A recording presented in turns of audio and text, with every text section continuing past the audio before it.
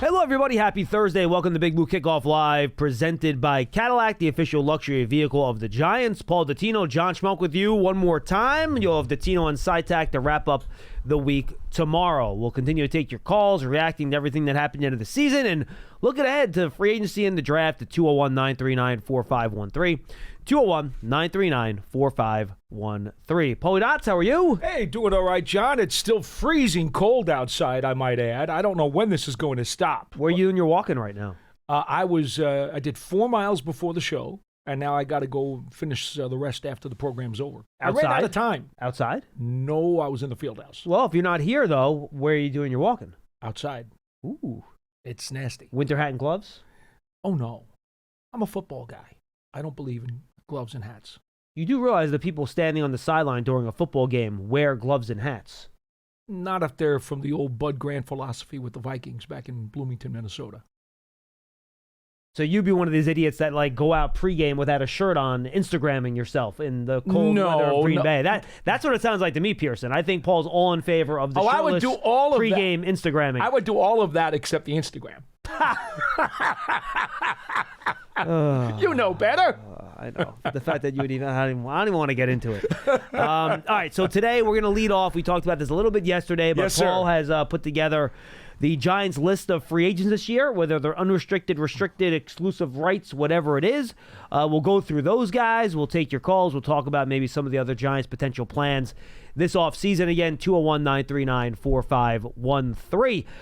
All right, Paul, why don't you run through who the main free agents are here, and we can kind of run through the list a little bit. All right, so first of all, there are 21 unrestricted free agents that the Giants are going to have to deal with. Hold that thought. And Pearson, if you want to calculate the teams that improve the most from you're doing that one right now, perfect. All right, and we'll hit that at the end of the show. Go ahead, Paul. Okay. I'm sorry. All right, so 21 unrestricted free agents going into this offseason for the Giants. And, of course, the league year begins in March.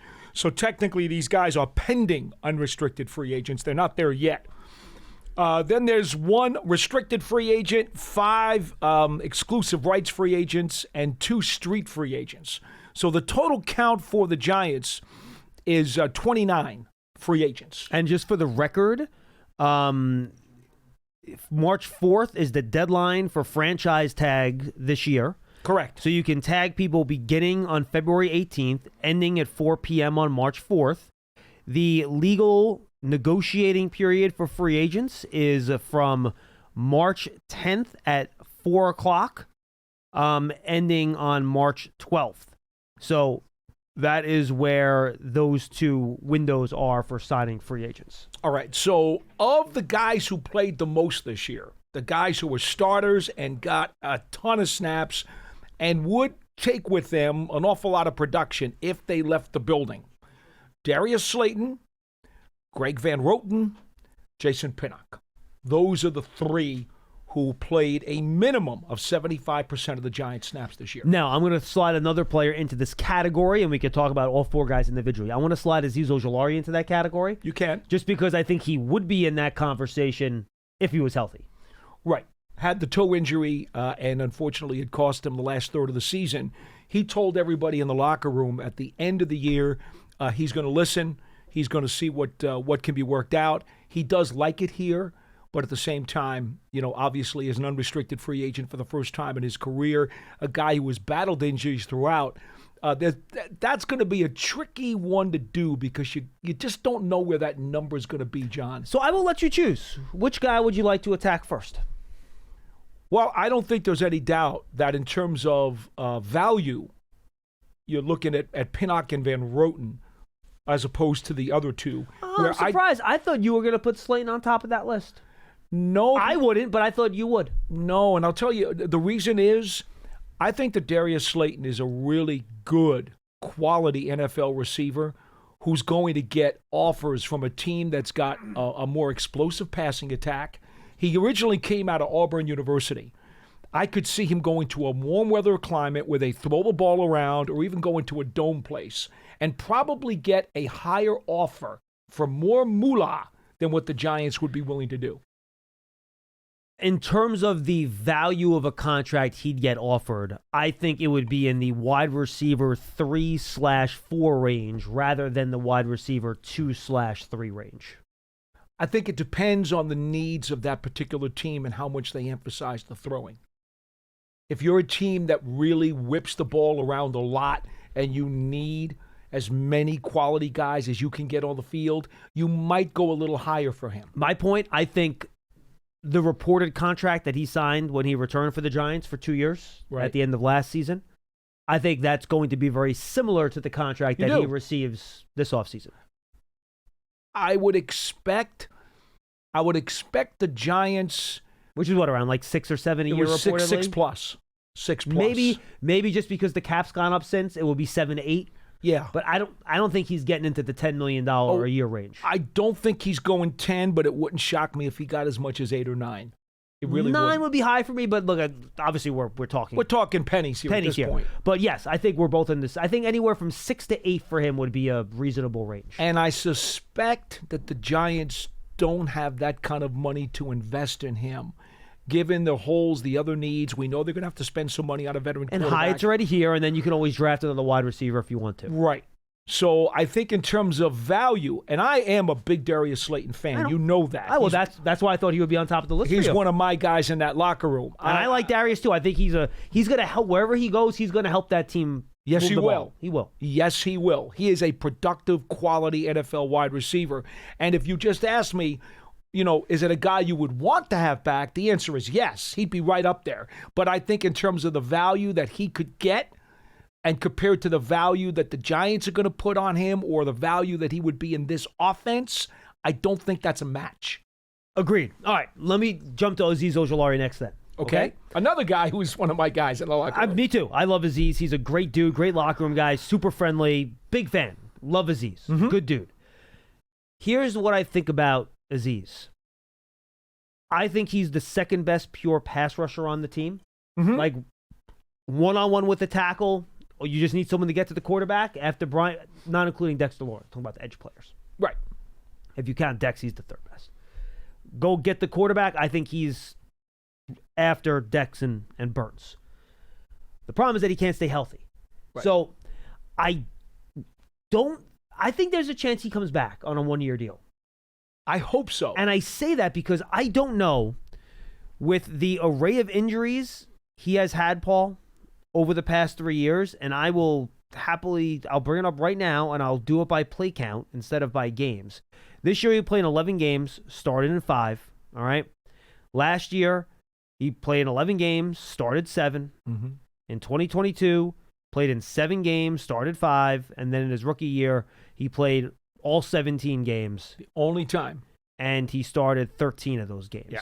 So, which, by the way, was when he had 8 sacks. Correct. And if you want to go play count rise, right, this year, he finished this year playing 392 defensive snaps.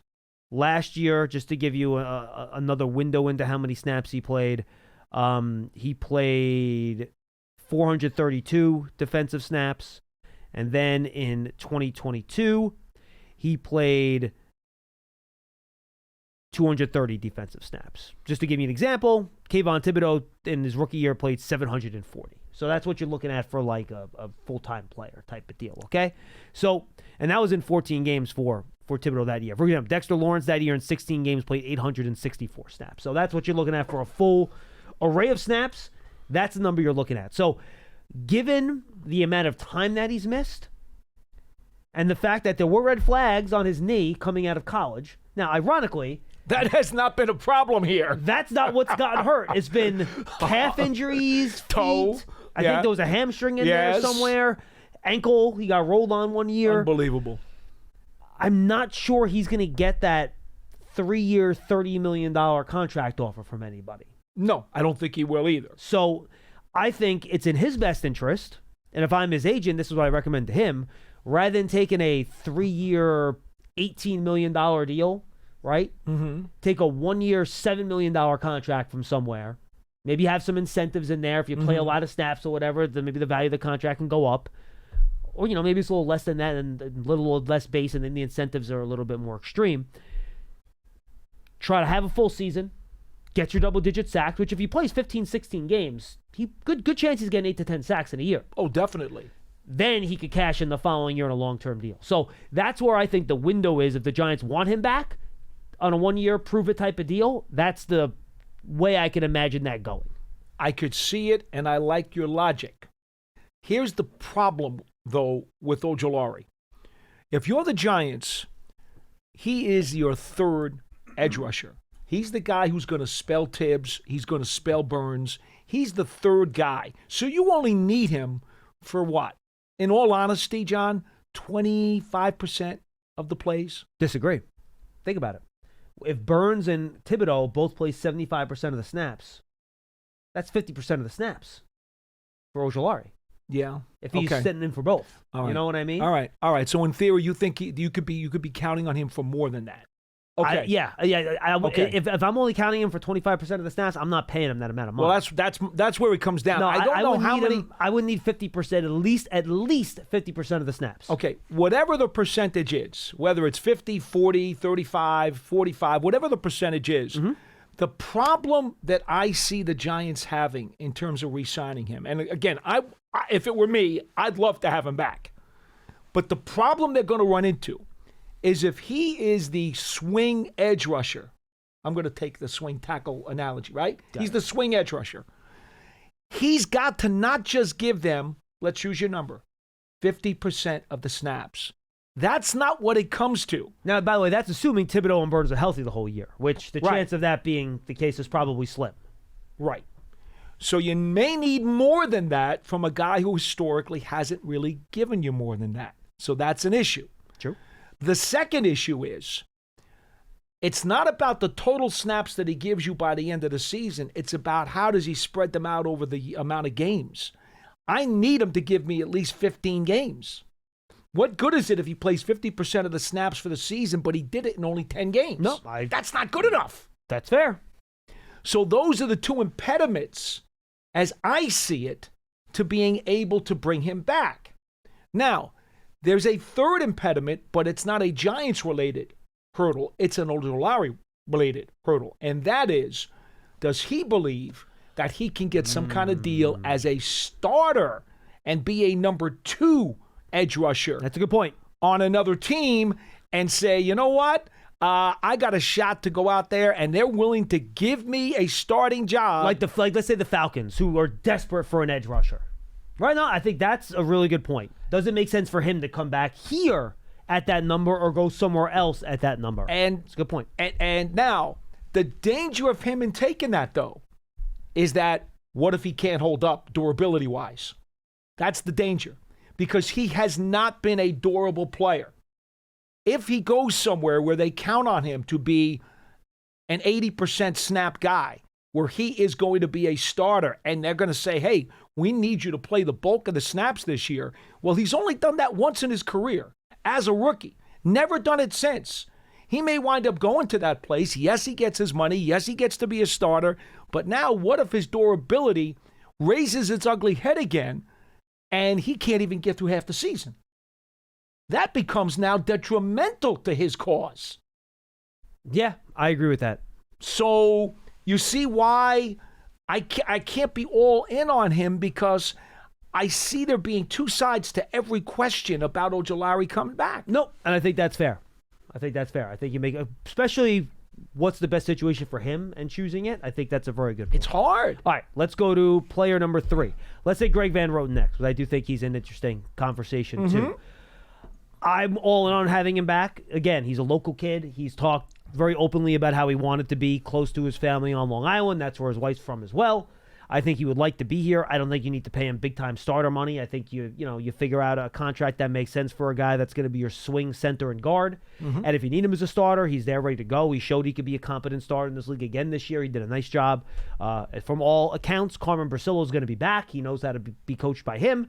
So for me, I think it's a no-brainer as long as the price isn't too high and you're not paying him, John Runyon Jr. money or something like that.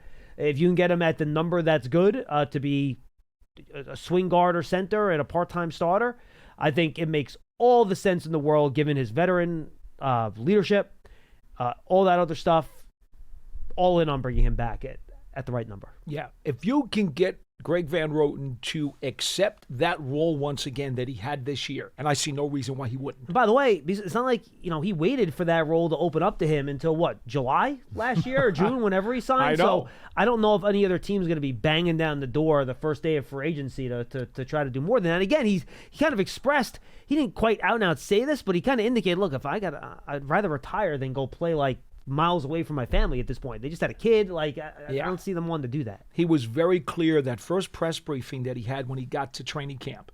It was very clear that he was going to be ultra selective as to where he was going to set up shop because of his family situation. And so I'm agreeing with you 100% on this one, John.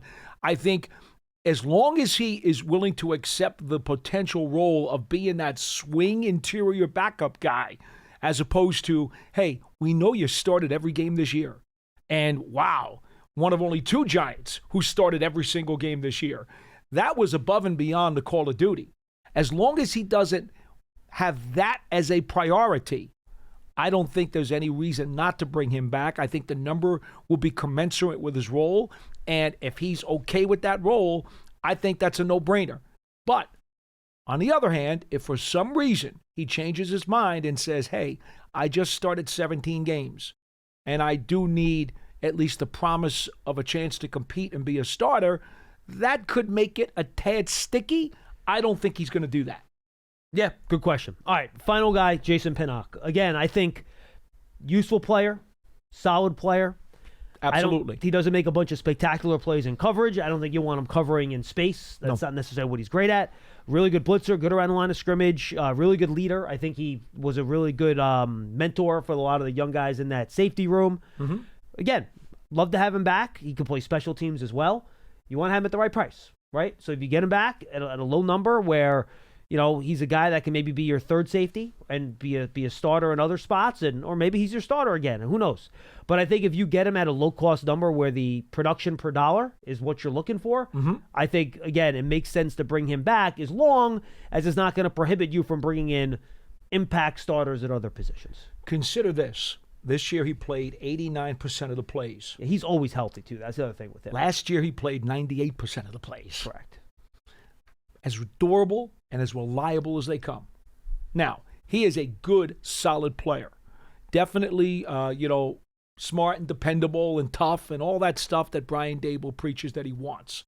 So, yes, I think you want Jason Pinnock back. Here's where it gets tricky, John.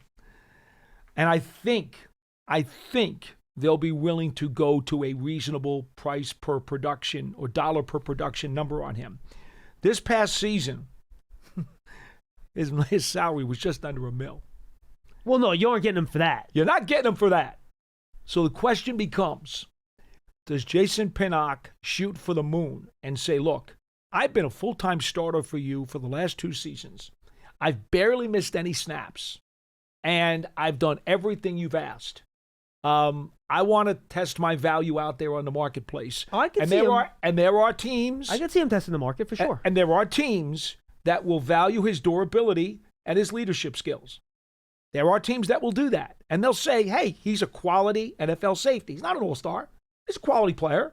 There may be teams that may overprice or outprice the Giants to get a guy like that.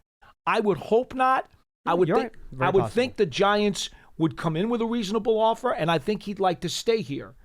But what if it only takes one team to say, man, I got a little extra cash shoulder for you. Why don't you come out over here? I would be very disappointed because that does leave the Giants a little thin at the spot. Yeah, they would have to been bringing a safety. They'd have to. Yeah, you have to. All right, let's get to the phones, Paul. You're good to go? Yeah. 201-939-4513. Go check out the Giants Huddle podcast, folks. Right now, we have draft season up there on that feed. We're going to have Art Stapleton coming up either later on this afternoon or tomorrow morning as soon as Pearson can get it out. And then I mentioned that player interview yesterday. That's going to be pushed to next week. So stay tuned for that. It'll give us one more piece of content next week, which is a good thing. And we'll go on from there. You can find it on Giants.com/podcast, Giants app, or just search for Giants Podcast Network or Giants Huddle Podcast on your favorite podcast platform. And if you guys have any ideas for huddles, we'll start doing draft stuff.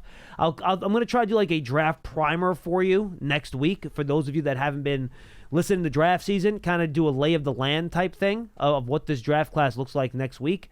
And we'll get that up, and then we'll try to figure out what we're going to do as we head towards Senior Bowl and Shrine Bowl on the Giants Huddle podcast. It'll be a lot of free agency stuff. It'll be a lot of draft stuff moving forward here. All right, let's go with Jay in Phoenix. We're going to go Jay first on Big Blue Kickoff Live. Hi, Jay. Hey, morning, guys. That was a great analysis of our free agents, and I pretty much agree on all of them. There was one minor one that I was thinking about that we could add, and he's been with the Giants for a bit. Probably wouldn't require more than a one-year contract, but I really feel like that Tyree Phillips, I know he was hurt this year, and that's why he came back later. Right. But I feel like he's pretty solid, and he's a good swing tackle. And then we can maybe consider that moving, Evan Neal to guard and having Tyree Phillips be the swing guard tackle. Because when he comes in, let's say he comes in on the right side, you move Illuminor to the left if Thomas gets injured or vice versa. He's just been solid. I've always kind of liked Tyree Phillips, so that's just my thought on an underrated. Yeah, if you can have him as a guy Jay, have him as a guy that competes on a low contract for a backup tackle spot last year, I'd have no problem with that. Sure, why not? And he's very well liked here, and he likes it here himself. He was when he came back, the first day he came back this year and signed with the Giants. I went up to him and I said, "So why you caught him? He didn't run away from you?" No, well, come on. How's he going to run away from me? He's a big dude, over 300 pounds. No, but seriously, he and I said to him, I said, I saw that you were working out and that you were cleared, and I was anxious to see where you were going to land. How many places did you visit?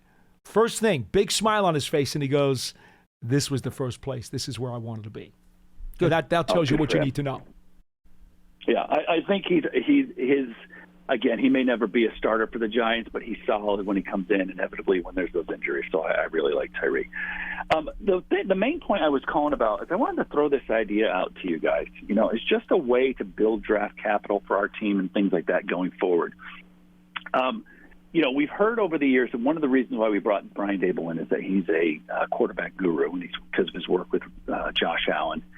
And my thought is that, man, I wish we had invested in young quarterbacks late in the draft that we could develop and either, imagine, okay, so I know that these two guys, they just played this last weekend. We have no idea what they're going to be, but I'll be honest. In 2023, I wanted Tanner McKee on the Giants. I thought he'd be a great late in the draft guy.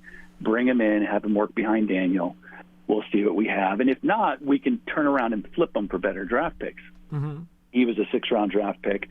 Joe Milton this year was the guy that I wanted for 2024 draft. He was the guy I said, all right, get him late in the draft, let Dable and Tierney work with him, and let's see if we could either flip him. By the way, Jay, I cannot believe, Jay, that Charlie has not called with a attempted Joe Milton I told you so call yet after his last week performance. Because I'll give Charlie credit. He was all over Joe Milton. He wanted the Giants to draft Joe Milton. And look, I don't know where that Joe Milton was in his 5 or 6 year college career, whatever it was, but he played a hell of a game for the Patriots in that last week of the year. Yeah. Apparently threw the second hardest pass in NFL history. Is that true? Yeah, it's like 61 miles an hour. And he has a rifle, always did. But it was accurate for once. That was the crazy thing. I know.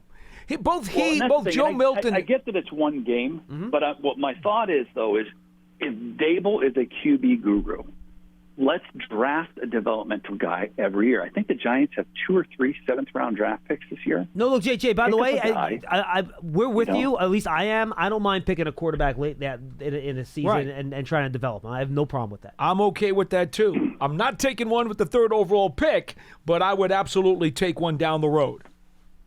Yeah, I don't have a problem with that at all. There. And you know what? The other thing, too, just my last point here, I did Wilson's homework. I've listened to you guys all week, and I have some thoughts on what I would do if I were. Okay, so now he's going to cheat and plagiarize off of you when he calls me next week. He can. I love Paul the teacher. So I have 2 options at quarterback. So I'll share the first one that I think is probably I don't know if the Steelers are going to let him go, but I would like to see what Brian Dable could do with Justin Fields. Can he help him process faster? That was the thing that I think was DJ's biggest weakness. Mm-hmm. I think that's Justin's as well. Is that something that can be cleaned up? If we do that, then we draft a quarterback in the 2nd or 3rd round like a Jackson Dart. Yeah, Jay, ironically, by the way, I think Fields and Jones are actually fairly similar in terms of what they do well and what they don't do well, to be honest with you. And Fields is an unrestricted free agent, so they're going to have to come up with an incentive to keep him, because I'm sure he knows that Russell Wilson's going to re-sign and maintain the starting job. We'll see. Right. We'll see how they do in the. Remember, they've lost like they're 4 gonna keep straight, him. and we'll see how they do in the We'll see. playoffs. Okay. So my thought would be there, and then you get someone like Jackson Dart later in the draft. The only concern I have with Jackson Dart is that he might not last until the second round, because we know what they do with quarterbacks in the draft. People overdraft them. Right. So I don't is he think gonna Jackson go? Dart will not go in the Is he first gonna round, go? Jay. There's a chance he could go in the late second, but I think that's the highest he would go. Oh, then that would be a thought for me there. So then, if that my second thing I would do if I was GM, it's the same for both options. It would be draft a free agent defensive tackle to play. Not draft. I'm sorry, sign a free agent defensive tackle to play next to deck. So I'd spend money there. And then my last one would be, if I have the first pick and I take Justin Fields as my quarterback, I'm going to draft Travis Hunter to play cornerback, and I'll take we might have to go get a free agent safety if Jason Pinnock doesn't sign. But my other option is, let's say we don't do Jackson, and we're going to take a quarterback with the third pick, which I know, Paul, you're not thrilled with that. No. But I like, you know who I like as a mentor who I think would be good is Andy Dalton. And I think Andy Dalton may, who knows if he has any gas left in the tank. I know he's older, but he's been solid. He looked like he helped Bryce Young down there in Carolina.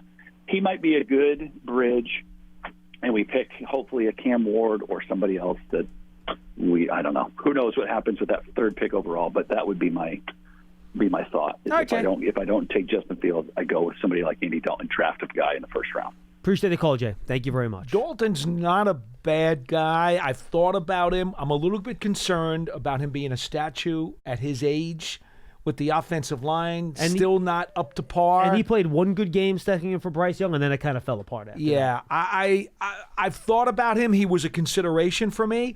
I got Ryan Tannehill on my list. Now, he didn't play this year, okay? He did not play this year. And the reason was he got several calls from several teams. I saw quotes from him in a newspaper article. They wanted him to be a fill-in and an emergency for a couple of games. He wanted a commitment that he was going to be with the team for a full season. Tannehill does have some mobility to him. He might fit. He's getting older now, though. He is older. Of course, now he's had a year off, so he's healed. That's a guy who's a wild card here. He does want to come back and play, and you could probably get him on a very reasonable incentive-based deal. He's a guy I would at least think about. I'd at least make a phone call if I was a team looking for a bridge. Now, there are different types of bridges. You have, like, the Golden Gate Bridge. You have the Brooklyn Bridge. The Gothels. Now we're getting the lower bridges. You got, like, the Gothels. You get down, you have, like, the Bayonne Bridge, right? Jeff Bridges. But Macau Bridges. But then you have, like, you're going through you're on a hike, and you're, like, get to a little stream, and there's this bridge that's, like, made out of wood. And rope, and you don't know if you step in the right place that either like the plank's gonna snap or like the rope will pull apart and then the whole bridge comes tumbling down. Yes. That's kind of Andy Dalton to me right now, where it could be one hit or game away from just like the whole bridge like evaporating and falling into the river. Not sure I want to go down. And again, if Andy Dalton was 31, cool. Yeah. He's 38. I get the trepidation. I thought about him when Daniel Jones asked for his release. I immediately started calculating, okay, what's the deal? And sorry, he just turned 37, not 38. Yeah, who could be the bridges? And one of the guys I absolutely considered was Andy Dalton, but I ultimately landed on Jimmy Garoppolo being the guy who I believe fits the best, primarily because his age, he's 34 now, coming up in this calendar year. He's got a lot of wins under his belt. He's been to a Super Bowl. He doesn't have a lot of tread on his tire. I know there's an injury risk, but that's why he is who he is.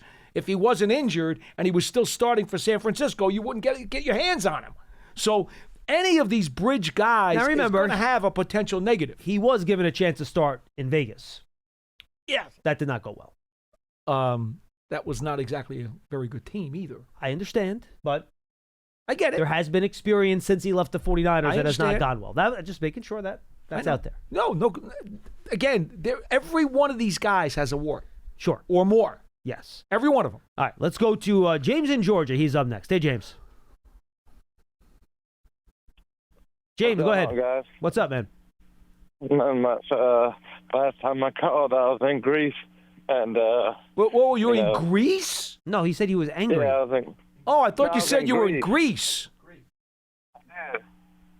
Yeah, I called from Greece. Yes, that's right. That's what he said. Yeah, I yeah, thought he yeah. said that. I misunderstood. Yeah. I was going to ask if you got an autograph from John Travolta, but never mind. Yeah. Greece, get it? I got it. Yeah. Okay. Frankie Valley? No? Okay. Never mind. Go. George, James, save us, please. Go. Try to call more, but I guess the three things I would do at GM. First thing, I would take a look at all the analytics for tackling and drop passes, and I'd go through all the plays, do all that type of GM stuff, and make some hard decisions on the roster, on who underperformed, things like that. Because I think we probably led the league in both, and drop passes and probably missed tackles. Missed tackles, I think, was 8th. The Giants, I think, were 8th most in missed tackles. By my count, they were number 1 in drop passes in the league. By some analytic services, they were 3rd, I believe. Right. So I would, love Darius playing like most do, but his drops are up there too. So I would take a look at that. I also would try to. I know. Let me get a side question. Paul, is Jimmy Garoppolo like your Kerry Collins for us, or Yes. your my Kerry Collins or my Kurt Warner? A guy who I believe would be a really good bridge and could be even a little more than that if it turns out well. It could turn out badly, though, too. No, you're being very generous to Jimmy Garoppolo to put him into the Kurt Warner or Kerry Collins category, in my opinion. they didn't really all right, give let me Kurt take it back. Warner Hold on. Let me correct it myself. I don't want John to strangle me. I'm not saying he's going to take a team to a Super Bowl. What I'm saying is he could be the part of the fix that can get your team back on the winning track. See, there you go. See, I thought you were comparing the Bayonne Bridge to the Golden Gate Bridge again. No. All right, No. But even with the schedule the Giants have, I think if you put a Jimmy Garoppolo in there and he's able to last the season, and there's your caveat, he has had injuries, but if he's able to last the season, I believe he can get you competent enough quarterback play where you could be a 7 or 8 win team and get back to respectability. Fair enough. So another thing, I know you don't want to spend the next. I don't think Brian Dable and them have enough rope to spend the next 4 years with or 4 to 5 years with a 9-win team. You know what I'm saying? I think eventually you're going to have to get over more and more humps. And I feel like who do you feel like might be a guy who can be the Kerry Collins and take us to the Super Bowl? Or it's going to be our Kurt Warner, who's going to could give us a lot of wins, but we're still going to probably be in position to draft a quarterback this year. Well, James, I got to be honest with you, and appreciate the call.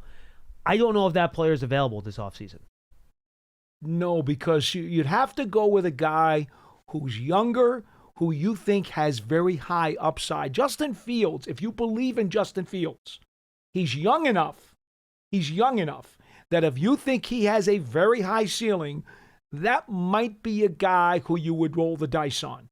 But most of these other guys that we're talking about, the Heinekes, the Mariotas, et cetera, the best you're going to get out of these guys, even Teddy Bridgewater, by the way, who just came out of retirement to play for Detroit, these guys are all, you want to go Goethals Bridge? Fine.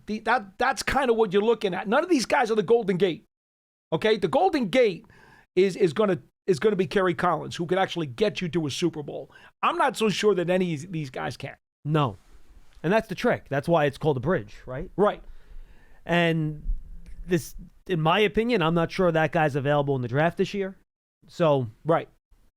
That's what makes it tough, and that's what makes it quiet. I mean, look at these teams. I mean, teams have been looking for quarterbacks for years, and they're just not in a position to find one. It's just the way it goes. It's very difficult. Jumbo Elliott and I constantly message each other all the time.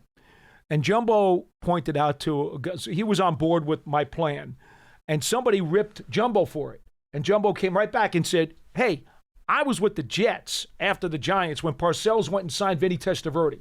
And everybody thought that Testaverde was shot. And he got them, back into the playoffs. He's like, that's the kind of thing you need to happen. And it can happen. You can get a guy, a veteran winner, who can resuscitate his career, and he can at least make you smell the playoffs again, maybe. But to go a lot further than that, that's a long shot. All right, let's go to Aiden in New Jersey. He's up next. Hey, Aiden. Hey, so I think this year's draft, I think there's really no generational talent at quarterback, which is like a concern. So I think you probably wait till the second or third round. And, John, I know you talked about a few times about the Josh Rosen, Kyler Murray thing, if it doesn't work out. So that's a potential. And now I want to talk about, free agent-wise. Actually, first, my concern is no matter who's going to be the quarterback next year, our offensive line has shown it's not consistent enough. And even last year when it was improved this past year, once Andrew Thomas went down, we had 10 different offensive line combinations, which really hasn't – and it changed the whole offense, and we weren't able to hold up. Well, Aiden, remember, it wasn't just Andrew Thomas. John Runyon Jr. got hurt. Mm-hmm. Illuminor missed a couple of games in there. Yeah. John Michael Schmitz missed a couple of games. So it was not just one guy. Greg Van Roten was the only guy who was stable enough the whole season. Yeah, and he's the old man of the group. Yeah, whole group. I'm saying every year I feel like the offensive line's never able to stay healthy, which is no matter who's in at quarterback. And now for what I would do at quarterback, Paul, I kind of agree with you what you're saying about Fields being similar to Jones. And my question for you guys is, I think even if I feel like you're risking it no matter who the Giants put in at sign at quarterback who's starting next year, I feel like it's not going to make them an automatic playoff team. That's just kind of stating the obvious, but I feel like some guys, I don't think you guys necessarily might agree with me, but maybe to trade, I think you could get good value to trade for someone like Derek Carr or Kirk Cousins. I know they both have injury history and they're not great necessarily for the future. Well, but Aiden, look, you're right about those two guys. The problem is that their salaries right now, and the amount that'll almost preclude you from doing anything. If you bring in a Derek Carr and his contract is not severely adjusted, you're looking at him taking up almost all your available cap space next year, which is a problem. Yeah. Cousins is a little less. Yes. Instead of that, I would say if that's going to be an issue, how about signing somebody? Even if it's not long, it could just be on a one-year deal. Do you think it's worth signing a Joe Flacco or somebody around his caliber, even if you realize he's not going to be there long-term and stuff? If he's there just to mentor a rookie quarterback. The danger in Flacco, and by the way, he had a really nice game for the Colts when he was here. Yeah, Flacco played well whenever he played for the Colts this year. And that would be another guy I think that would be in that conversation. I don't know what his contract situation is. No, he's up. But he's 43? No, he's that old, really? I believe. I thought he was 41. Is he 43? I think. Oh, I'll look that up right now. Hold on. Or he will be, I think, by the time the season starts. He's 39. He's 39. Is that it? He's not that old? He turns 40 on January 16th. Okay, so he'll be 40 opening day. He will be 40 opening day. Okay, I thought he was a little older than that. Yes. But he is as basically cement in shoes or shoes in cement a statue as you're going to get. Yes. I think he's just asking to get hurt if you put him into this situation. That could be really, really risky. But yeah, he's a guy I thought about, and then I kind of crossed him off of my list. Somebody said to me yesterday, a fellow football person, said, "What do you think about making a deal for Malik Willis?" And I wouldn't give up a lot for him, but would I be willing to roll the dice? Sure. That's another one of those younger guys, right? Yeah, but he's under contract. Yeah, but a guy you could pursue. I think the Packers are pretty happy with him as a quarterback, though, as a backup, right? I would think. Now, again, we're trying to get creative here. No, I know. The Giants need to find somebody. And so would that be a gentleman that you would want to make a phone call on? My answer was, well, first of all, he is under contract. You got to make a trade if you want to go and get a player of that ilk. And I don't know if they're looking to give him up. But I'm probably going to lean away from one of those kinds of deals. Because if I'm making a trade for a younger guy on another team, I'm giving up an awful lot in terms of draft capital, which I really think I need to fill other holes. I'd rather sign somebody than make a deal. What I'd be willing to give up in a trade for Malik Willis is probably not what the Packers would be willing to accept in a trade for Malik Willis. I expect that. I expect they're going to want They'd probably want a day 2 pick, and I'd be like, nope. Yeah. To me, it just makes the most sense. Keep your draft choices and sign a free agent. I think that's the best way to go. I mean, if you can get him for like a 5, yeah, I'm in. I'll do that. But I don't think that's and again, the job done there. Again, folks, we're not suggesting this as an organization absolutely at all. Not. No, it was a hypothetical name that was thrown out to me, and I simply was trying to talk about circumstances under which you might consider something of that ilk. Correct. Speaking completely hypothetically. Correct. All right, 201-939-4513. I mentioned his name. I should have known Charlie was going to call up. Hi, buddy. Hey, like a bridge over troubled water. Oh, no. Will we find our guy like a bridge? Oh, my God, a second verse. Oh, no. Oh, my goodness. I'll stop there. Okay. I'll stop Thank you. there. Appreciate that. Hey, look, how about my Joe Million? Look, this is what I would do. Okay. I would try that's to good. trade. We want suggestions. It's good. Yeah, for Joe Millions or Hooker. Shane really liked Hooker. A couple years ago, he was thinking about taking him, but he got taken, before he could, right? So I would go after those two guys. Now, I've been listening to New England sports here, and they said the Patriots could be interested in trading him if they could get a third-round pick for him. And I would give him a third-round pick. This guy is like Josh Allen 2.0. Yeah, Charlie, a third-round pick off of one game? That's a steep price, man. Wow. It's not just one game. This guy has it's one game. Talent. It was one. It's off of one game. But he also had college tape. He was accurate in college, actually. Yeah, but Charlie, he was not accurate in college, first of Well, all. And the Giants could have used a 4th or 5th round pick on him in the draft last year if they wanted him, and they decided not to. So you would be but my point is that, Charlie, is that you would be completely changing your evaluation of what he was in the draft off of one game. Because they were wrong. Okay, I'm just telling you. Okay, Joe Charlie, let me ask you. He's going to be a good quarterback in this league. No, look, and he might be. Kraft said? He might be. You know what Kraft said? Kraft said, we've got 2 really good quarterbacks, and we've lucked out with Joe Milton. All I'm saying is this kid can play. Let me ask you a question. Charlie, let me ask you a question. No, Charlie, by the way, Joe Milton might be able to play. If he fixes his mechanics and his accuracy is a lot better, that's fine. I was just stating the fact that if you are completely going to change your evaluation off the player off of one game, that's asking a lot from a front office. Right, because they have a full personnel folder on what their research told them. And now to do a total about-face is asking a lot. Hold on, Charlie, hold on. I hate to say this to the people out there, but I actually agreed with you last year that I thought Jordan Travis and Joe Milton would be 2 shot-in-the-dark, dark horse quarterbacks. Yeah, and Charlie, we talked about it. If the Giants wanted to go for one. We were fine with Milton as I think he ended up going in the 6th round, correct? Right. Yeah. Like if the Giants would have picked him in the 6th round, we all would have been fine with that. Exactly. Or in the 5th round even. So we're not debating you, okay? Let's make that clear. We actually both had thought that would not be a terrible idea as a roll of the dice late in the draft. So let's make that clear. You're not fighting us on this, and we're not fighting you. All right, but here's my question.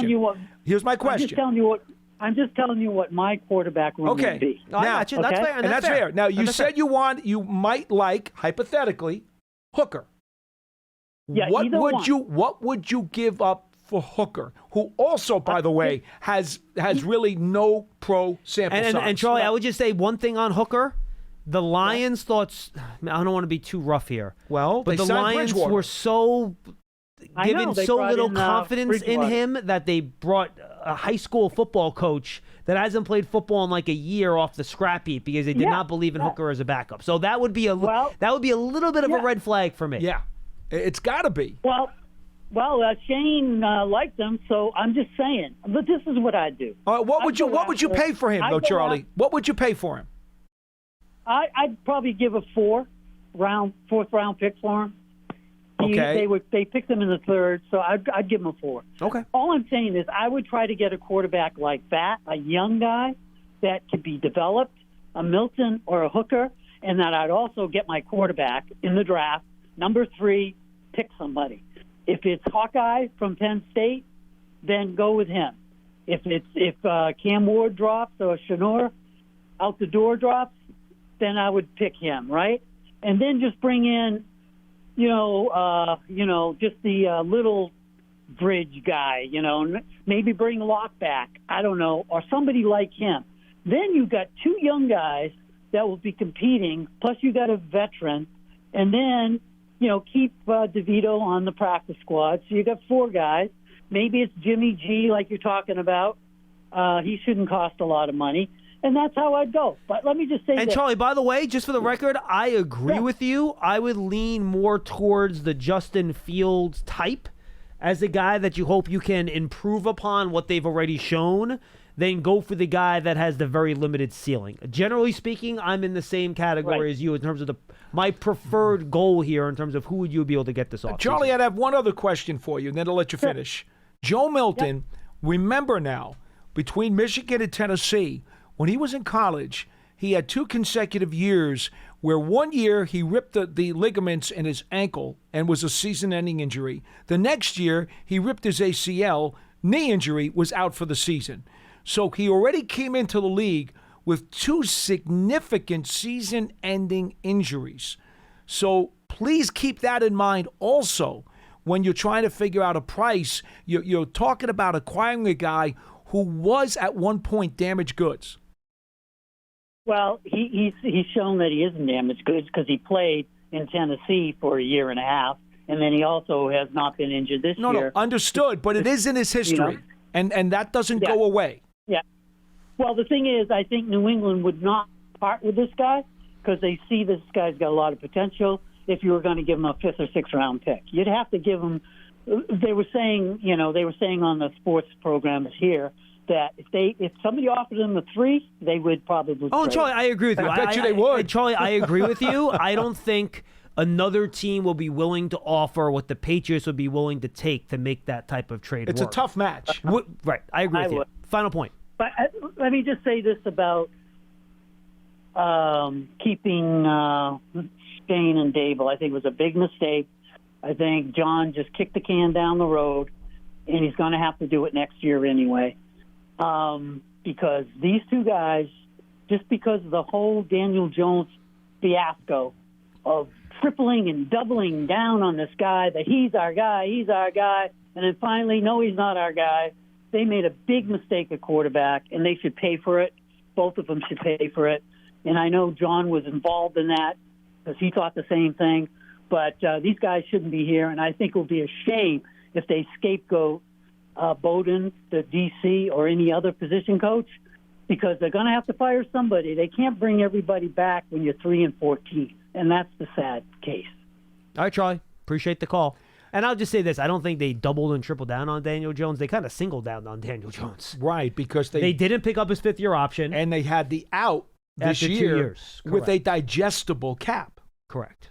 So I tried to tell people this too, even though I was all in on Daniel Jones. Doubling down on him would be bringing him back this year. Correct. That would be the double down. Or playing him through the injury risk with the guarantee. And then bringing him back this year. That would have been the double down, yes. So they actually played it the smartest way they could given the circumstances. Well, I mean, you could argue franchise tagging him would have been the smartest step move. All right. Be that as it may. In fact, what you really would argue, and again, at the time it was the right decision. I think most people are in agreement.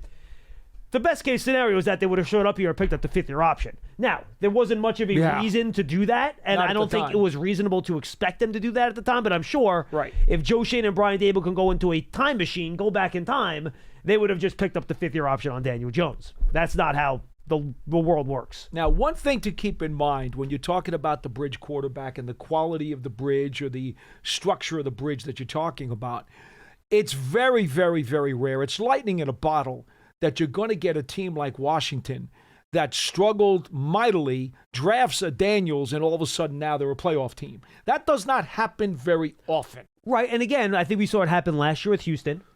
C.J. Stroud. But again, very rare. Sometimes the next year doesn't work out that way. Look at how much Houston's taken a step back this year, right? I think we got to see if this is something Washington can sustain into a second year. It's easy to catch lightning in a bottle for one season. Yes. It's harder to sustain it. Look at the Giants in 2022, right? That's right. Weird things happen in 1 year.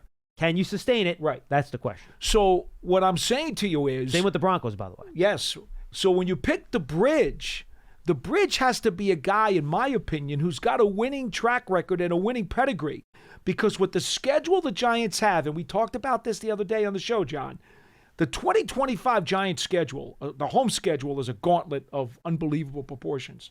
But the whole schedule as a full entity is very difficult. Yes. To expect a rookie or even a small-time bridge to come in and give you a chance to at least smell 500 is probably asking an awful, awful lot. Well, Sytak had this on the show the other day. The Giants right now, based on strength of schedule from this season, records this season, the Giants have the hardest schedule in the league next year. And that doesn't surprise me just by looking at the opponents.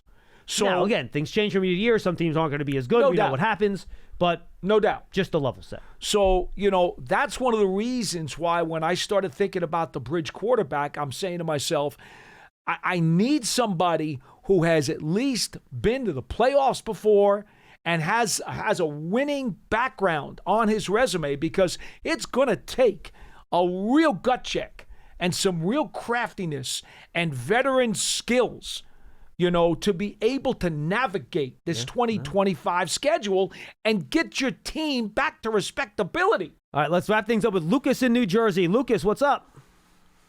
Hey, what's up, guys? Hi. What's happening?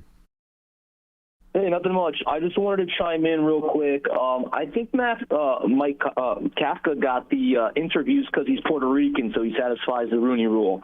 And then I just had a couple other points. The bridge, I don't know what bridge we're going to bring in, bridge quarterback. I like Trey Lance, Justin Fields, because we can get them on the cheap. Maybe Marcus Mariota. With the strength of schedule being so difficult, I don't really see anyone, who's going to really make a huge difference.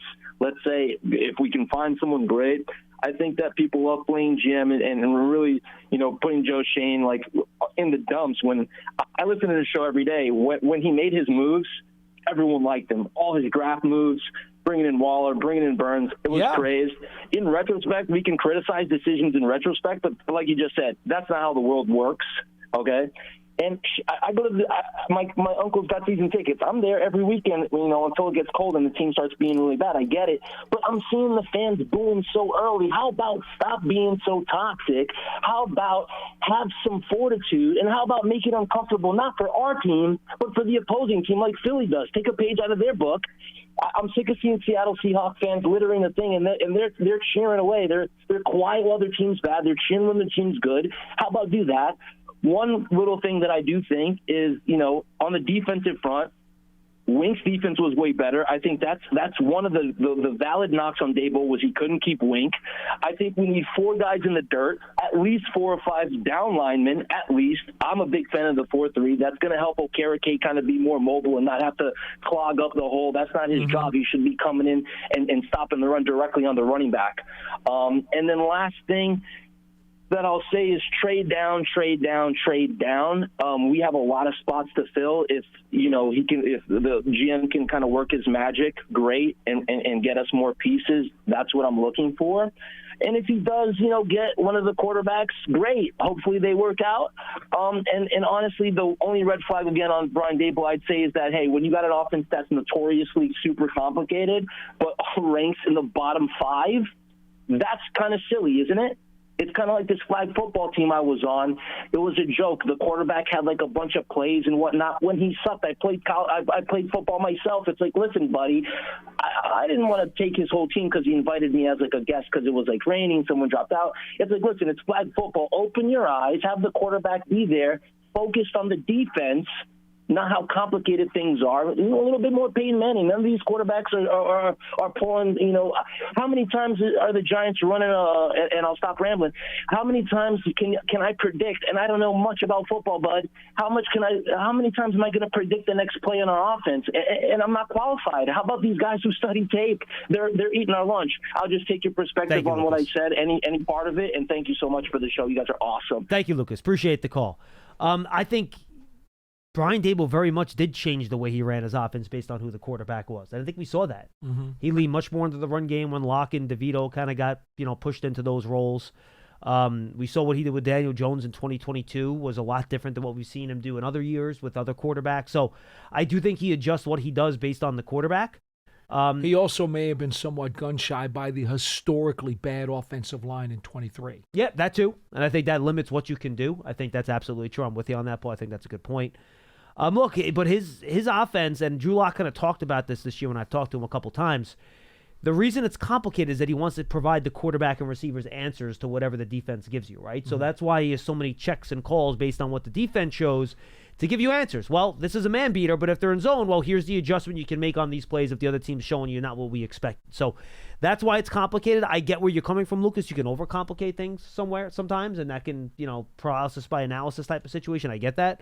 But it is what it is, and none of these offenses are super simple, I don't think, anymore, with the way these offenses are run in the NFL. So I'll take his defensive comment. There's no doubt John Mara was very upset with the defense this year. He mentioned that as his second priority, right? He said quarterback, defense, and then depth on the offensive line. And I'll just those say were this, his 3 items. By the way, in 23, if it wasn't for all those takeaways, which can be fluky, the defense wasn't very good in 2023 either, just for the record. So what you have is, as you try to improve the defense, you have 3 ways you can do it. Number 1 is that, not necessarily in order, you can acquire some more players.